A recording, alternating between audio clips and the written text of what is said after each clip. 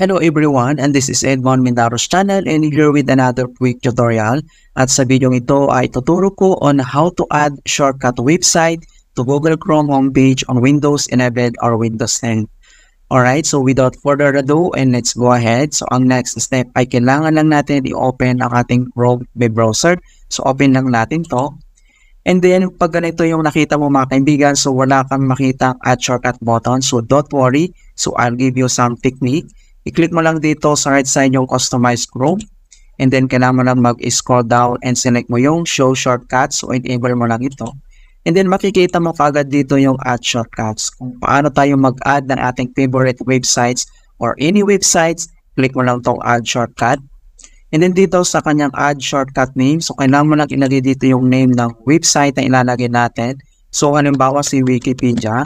Alright, so ang next, open tayo ng isang tab.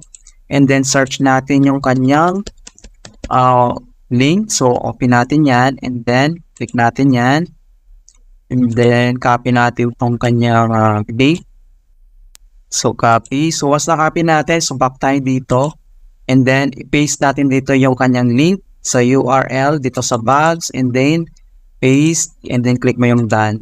Ayan, so nandito na kagad yung ating website na add na dito sa homepage. So one more, click mo itong add shortcut, and then dito sa kanyang add shortcut name, ilagay mo lang yung name ng website. So halimbawa si Adobe, and then open tayo ng tab, search natin yung link ni Adobe mga kaibigan.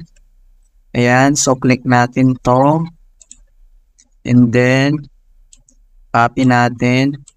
Once na-copy, back tayo dito. And dito lang sa URL sa box, paste natin yan. And then click mo yung done.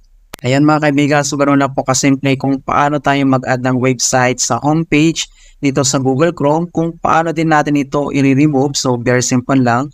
Dito lang sa mga website na in-add natin ay click mo lang ito at makikita mo yung tatlong dots. So click mo lang yan. And then select mo lang itong remove. Ayan.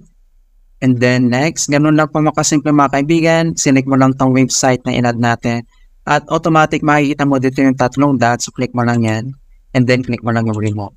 Ayan, so ganun lang po kasimple.